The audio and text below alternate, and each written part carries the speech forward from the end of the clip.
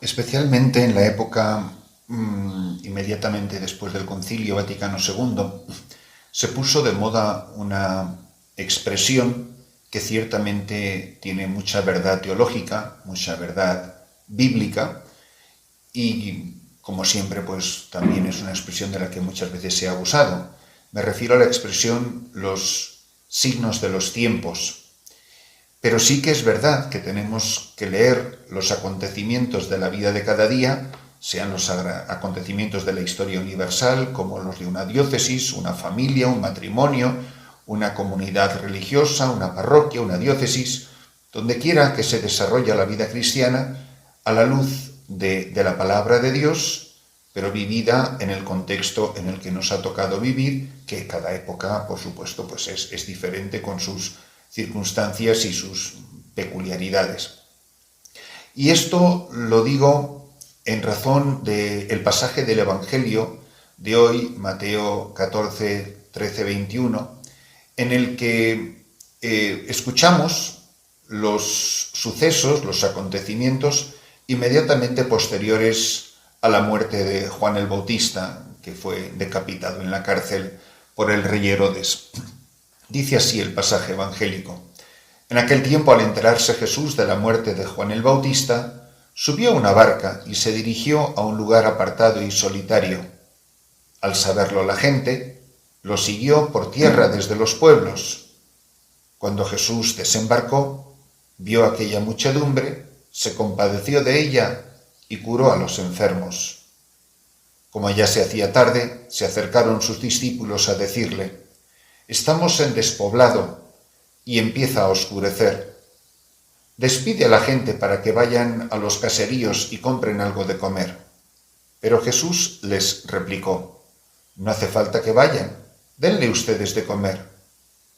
Ellos le contestaron: no tenemos aquí más que 5 panes y 2 pescados. Él les dijo: tráiganmelos. Luego mandó que la gente se sentara sobre el pasto. Tomó los 5 panes y los 2 pescados, mirando al cielo, pronunció una bendición, partió los panes y se los dio a sus discípulos, para que los distribuyera a la gente. Todos comieron hasta saciarse, y con los pedazos que habían sobrado, se llenaron 12 canastos. Los que comieron eran unos 5.000 hombres, sin contar a las mujeres y a los niños. Hemos escuchado muchísimas veces este pasaje de la palabra de Dios y ciertamente, por más que lo oigamos, siempre hay matices, siempre hay una riqueza nueva que ilumina nuestra vida, que alimenta nuestra vida espiritual y que nos ayuda en el camino de la vida y que nos ayuda en el entender y en el discernir los signos de los tiempos. ¿Qué dice este pasaje de la palabra en el contexto concreto de mi vida, en el contexto concreto de lo que está pasando en mi país, de lo que pasa en mi parroquia, en mi diócesis, en mi barrio, en mi lugar, en mi puesto de trabajo? Esta palabra, ¿cómo ilumina mi situación concreta?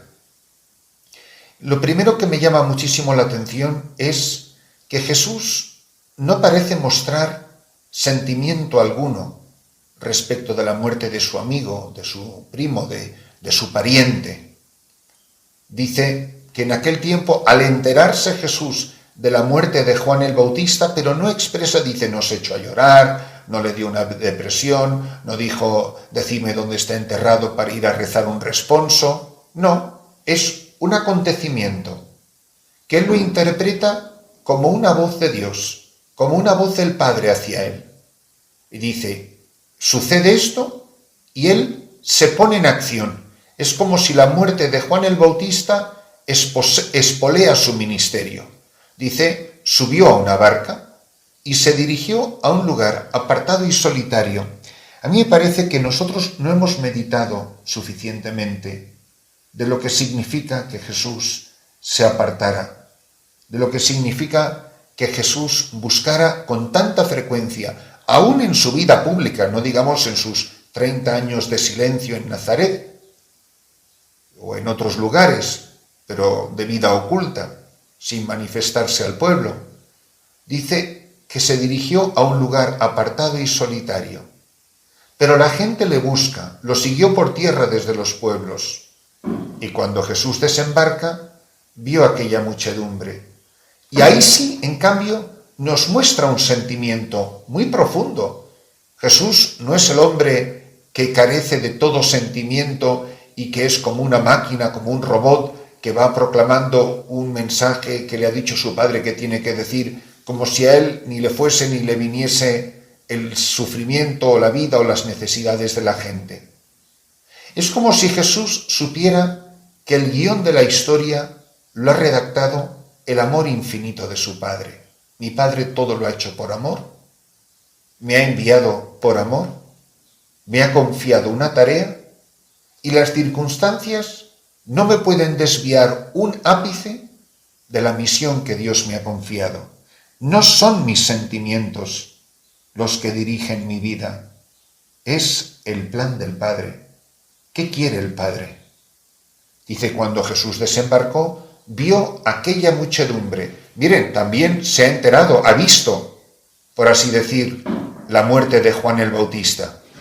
Y sin embargo, ahora, frente a la muchedumbre, dice que se compadeció de ella y curó a los enfermos. Frente a la muchedumbre, sí, porque Juan el Bautista ha sido decapitado, porque esto tiene que pasar para que se cumpla la Escritura. No se va a echar a llorar porque el plan del Padre era que Juan fuese decapitado. Y no decimos con eso que careciera de escrúpulos y de sentimientos. Pero el Padre le ha enviado a la muchedumbre, a Él le ha enviado a nosotros. Y cuando Cristo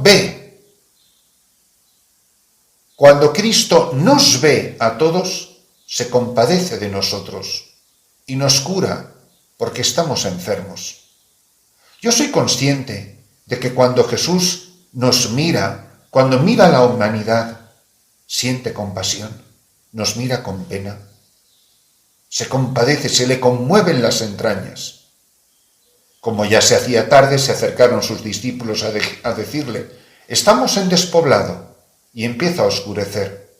Despide a la gente para que vayan a los caseríos y se compren algo de comer. Pero Jesús les dice estas palabras tan misteriosas. Jesús ve la misma miseria, ve el hambre de las gentes y les dice, denles ustedes de comer. Ellos enseguida se quieren quitar el problema de encima. Despídelos, que ellos se busquen la vida donde ellos puedan.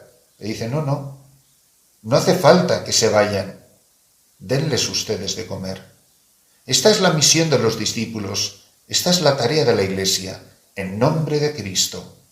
Que como Cristo nos sepamos conmover y compadecer ante la miseria, el hambre de las gentes, que como Cristo y con Cristo en medio nuestro sepamos curar a los enfermos y sepamos darles de comer. Enseguida se miran a sí mismos, como si Cristo nos diera a todos una tarea que tenemos que llevar a cabo con nuestras propias fuerzas. Pero no es así.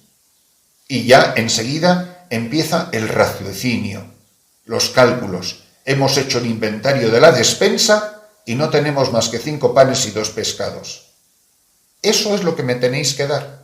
Dadme lo que tengáis. Lo que tengáis, eso dádmelo. Luego mandó que la gente se sentara sobre el pasto, sobre la hierba. Tomó los 5 panes y los 2 pescados y mirando al cielo. Esto es lo que hace la Iglesia.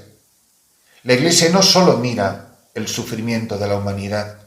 La Iglesia, como Cristo, mira al cielo. Porque es Cristo mismo quien bendice eso poquito que tenemos, eso poquito que nosotros somos. Y entonces sí, dándolo todo y mirando al cielo, Dios sacia a la multitud. El Padre da de comer a su pueblo. Y todos comieron hasta saciarse, con los pedazos que habían sobrado. ¿Cuál es nuestro peligro? Que es imposible que Dios, Padre, sacie a nadie si nosotros no nos compadecemos del sufrimiento de la muchedumbre y no nos compadecemos de sus heridas, curó a los enfermos.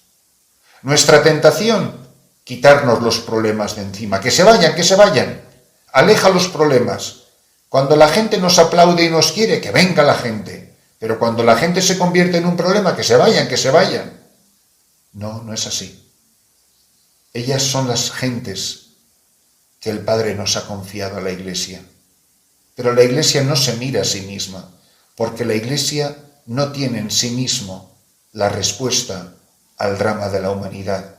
La respuesta solo la tiene Cristo, pero Cristo vive en su Iglesia. No hace falta que se vayan, sean ustedes quienes den de comer. Den todo lo que tengan, con lo poquito que sea. Den todo lo que tengan, con lo poquito que sea. Pero recuerden siempre de mirar al cielo. Y que sea mi Hijo el que bendiga lo que ustedes traen. Fíjense cómo en el ofertorio de la misa y en la consagración esto se ve de una manera maravillosísima. Si dejamos que sea lex orandi, lex credenti, si lo que nosotros creemos es lo que nosotros celebramos, entonces sí, bendito seas, Señor Dios del universo, por este pan. Te traemos el fruto y el trabajo de los hombres. Pero eres tú el que lo bendices, y eres tú el que lo conviertes en tu cuerpo y en tu sangre. Nada sin ti, nada sin nosotros. Si nosotros no traemos nuestro poco de pan y nuestro poco de vino, aquí ni siquiera hay milagro, porque no hay materia para el milagro. El milagro se realiza con lo poco que nosotros traemos, cuando alzamos la mirada al cielo y cuando nosotros permitimos que sea Cristo el que lo bendiga. Pero además, no es Cristo el que da de comer a la gente. Son ellos. Dice que Él lo bendice, lo multiplica y se lo da a los apóstoles. Dice que mirando al cielo pronunció una bendición, partió los panes y se los dio a los discípulos para que los distribuyeran. ¿Qué hace la Iglesia? Distribuir a manos llenas el milagro del Señor. Eso es lo que hacemos nosotros todos los días. Eso es lo que hace la Iglesia todos los días, lo que hacen los sacerdotes todos los días, lo que hacéis vosotros los seglares todos los días, cada uno en su lugar, cada uno en su tarea, cada uno en su misión. Sea mucho, sea poco lo que tengamos, que lo demos todo, que miremos al cielo, que Él lo bendiga, que Él lo multiplique y nosotros demos de comer a las muchedumbres, sintiendo compasión de ellas, amándolas como el pastor ama la oveja, como el Padre ama el Hijo, sabiendo que por las manos de la Iglesia pasa el milagro del amor infinito de Dios.